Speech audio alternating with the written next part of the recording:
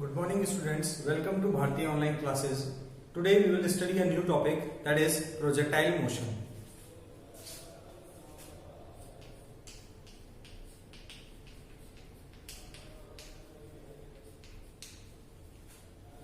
So first of all we will discuss that what is projectile motion, after which we will derive some parameters of projectile motion, just like time in projectile motion, velocity in projectile motion, time period and horizontal range and height attained during projectile motion. So first of all we should know what is projectile motion.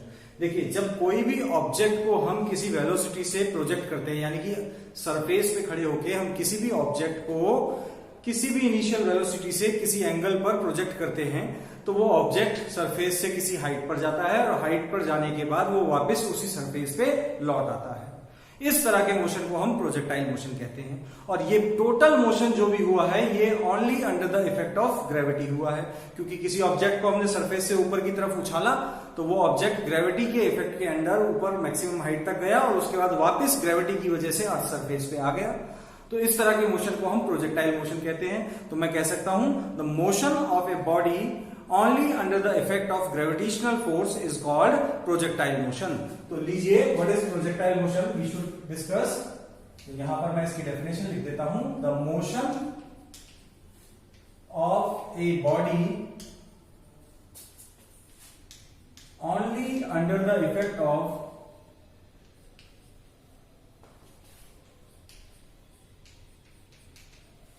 gravity is called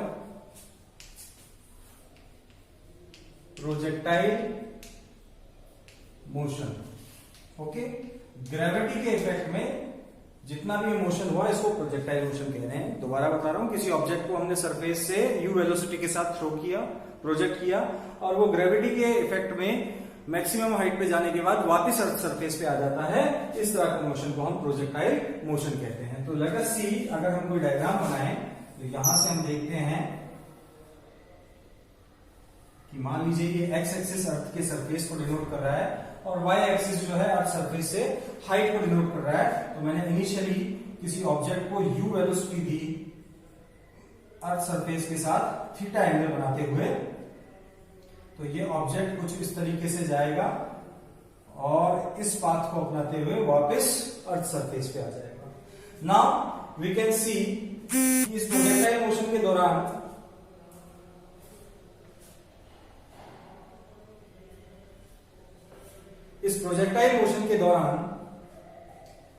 object ने जो height attain की उसको हम कहते हैं maximum height attained by projectile, और horizontally जो distance इसने ट्रेवल किया that is known as horizontal range of projectile. जो भी इसने हाइट अटेन की this is maximum height attained during projectile, और जो इसने हॉरिजॉन्टली डिस्टेंस ट्रेवल किया that is called horizontal range of projectile. इन दोनों को भी हम डिराइव करेंगे, इनकी वैल्यूज, इनका फॉर्मूला डिराइव करेंगे।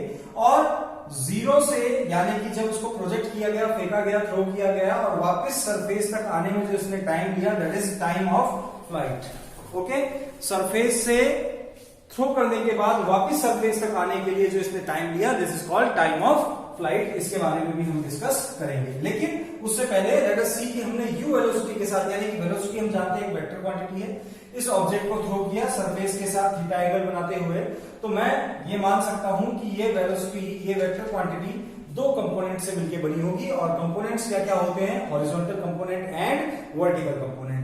हॉरिजॉन्टल कंपोनेंट होता है cos theta and vertical component होता है sin थीटा। तो let us see from here, if u is resolved into components then it will have one horizontal component u cos theta and another will be vertical component u sin theta.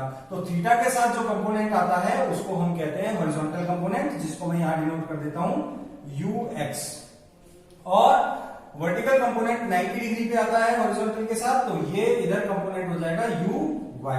Okay, तो मैं यहां पर बता देता हूं कि ux तो जो है वो इक्वल है u cos थीटा के, और uy जो है वो इक्वल है u sin थीटा के। क्लियर?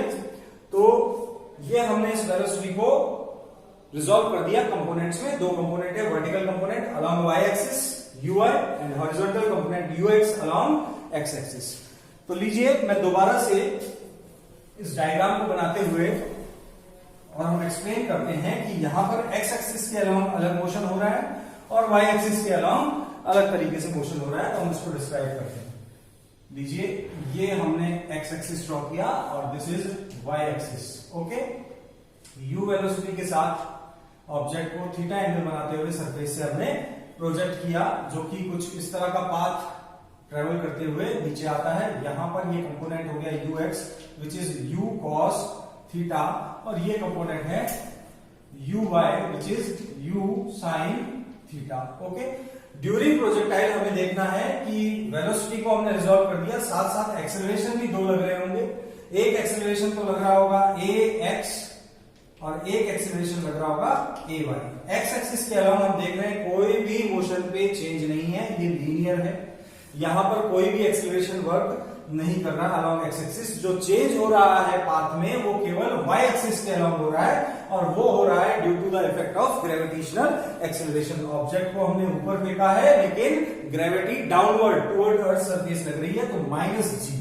और दूसरे कंपोनेंट यहां पर भी लिख देता हूं, यू एक्स जो है you cos theta x axis के अलोंग, एंड यू वाई जो है यू साइन थीटा जो कि वाई एक्सिस के अलोंग है। ओके डियर स्टूडेंट्स, तो चलिए हमें अब पहला काम ये करना है, हमें प्रूफ करना है कि प्रोजेक्टाइल का जो पाथ होता है वो पैराबोलिक होता है। इस तरह के शेप को जो यहां पर बनाया है इसको हम पैराबोलिक पाथ कहते हैं। हमें प्रूफ करना है कि प्रोजेक्टाइल का पाथ पैराबोलिक होता है। पैराबोलिक पाथ प्रूफ करने के लिए हमें करना क्या है, टारगेट हमारा ये होगा कि हम एक इक्वेशन बनाएं, और वो इक्वेशन कुछ इस फॉर्म में आनी चाहिए, y is equals to a x minus b x square. ये इक्वेशन होती है पैराबोला की, जैसे कि लीनियर इक्वेशन होती है स्ट्रेट लाइन की, y is equals to m x plus c, आपने पढ़ा होगा। ठीक है, ठीक उसी तरीके से ये ऊपर वाली इक्वेशन होती है पैराबोला की। तो अगर मैं यहां पर इन कंपोनेंट्स की मदद से इस तरह की इक्वेशन डिराइव कर लूं इस मोशन के लिए, तो ये प्रूव हो जाएगा कि path of projectile is parabolic. तो लीजिए हम इसी टर्म को आगे बढ़ाते हुए शुरू करते हैं। चलिए, तो हमें यहां पर जरूरत पड़ेगी इक्वेशन ऑफ मोशन की। ठीक है, चलिए from second equation of motion, second equation of motion हम ले लें, that is s is equals to u t plus half a t square. चलिए, ओके, ये इक्वेशन की मदद से हम पैराबोलिक पाथ प्रूव करेंगे। तो चलिए सबसे पहले for motion along x axis, तो x एक्सिस के along ध्यान दीजिए, मैं डिस्टेंस ले लेता हूं x, मैं डिस्टेंस ले लेता हूं x, s की जगह x ले लिया, और इनिशियल वेलोसिटी जो u थी x एक्सिस के along कौन सी काम कर रही है, u, uy या ux, ux काम कर रही है। तो मैं यहां लिख देता हूं ux और यहां ले लिया टाइम t। ओके, चलिए plus half a, x axis के लॉन्ग एक्सेलरेशन क्या है, जीरो, तो ये 0 इंटू टी स्क्वायर। तो डायरेक्टली मैं लिख सकता हूं x is equals to u x into t, ये टर्म हो गया 0। तो यहां से मैं टी की वैल्यू निकाल रहा हूं, तो टी इज इक्वल्स टू हो जाएगा एक्स अपॉन यू एक्स, और मैं जानता हूं यू एक्स की वैल्यू क्या है students, x upon you x की वैल्यू मैं यहां से देख सकता हूं, यू एक्स की वैल्यू है you cos theta, you cos theta. Equation number 1, ये मैंने एक्स एक्सिस के अलोंग मोशन से टी की वैल्यू निकाली, क्योंकि मुझे टी की वैल्यू नोन नहीं थी। ओके, नाउ अगेन हम क्या करते हैं कि y एक्सिस के अलोंग मोशन को चेक करते हैं। तो आप देख सकते हैं y एक्सिस के अलोंग अगर मोशन है तो डिस्प्लेसमेंट हो जाएगा y is equals to u y into t plus half, और ए वाई क्या है, minus g into t square. Okay, आप डायग्राम में देख के अज्यूम कर सकते हैं y एक्सिस के अलोंग u y वेलोसिटी थी और एक्सेलरेशन माइनस जी था। तो लीजिए यहां से y is equals to u y t minus half g t square. Okay, what I have to do, I have to put the value of t from equation 1। लीजिए, putting value of t from equation first, what we will get, let us see. चलिए components का काम हमारा हो चुका है, मैं इसको रफ कर देता हूं और आगे देखते हैं। केवल हमें टी की वैल्यू रखनी है और फिर हमें प्रूव करना है y is equals to bx minus c x square की फॉर्म की इक्वेशन बनानी है। तो लीजिए y is equals to uy की वैल्यू हम जानते हैं u sin theta into t की वैल्यू बताइए क्या है, x cos theta, sorry x into x upon u cos theta, okay, minus half g और t स्क्वायर की जगह मैं रख दूंगा x upon u cos theta का whole square, y is equals to u sin theta x upon u cos theta, okay, minus half gx upon u square cos square theta ऊपर x square, okay, sine upon cos क्या होता है tan, और u से u cancel हो जाएगा, तो u is y is equals to tan theta into x minus half g upon u square cos square theta multiplied by x square, और मैं यहां पर कह रहा हूं इसको equation number 2, okay. Now let us see what we will do next step. यहां पर मैं अज्यूम कर लेता हूं क्योंकि tan थीटा और u square cos square theta constant है, तो मैं मान लेता हूं कि let tan theta is equals to a and g upon 2u square cos square theta is equals to b। तो ये वैल्यूज अगर मैं पुट कर दूं इक्वेशन 2 में, putting values in equation 2, what we will get, y is equals to tan theta की जगह मैं लिख देता हूं a और साथ में है x माइनस, यहां देखिए इस पूरे टर्म की जगह मैं क्या लिख दूं, b लिख देता हूं, तो ये हो गया minus b x square, equation number 3, और यहां हम कह देते हैं equation 3 is the equation of parabola, so we can say path of projectile motion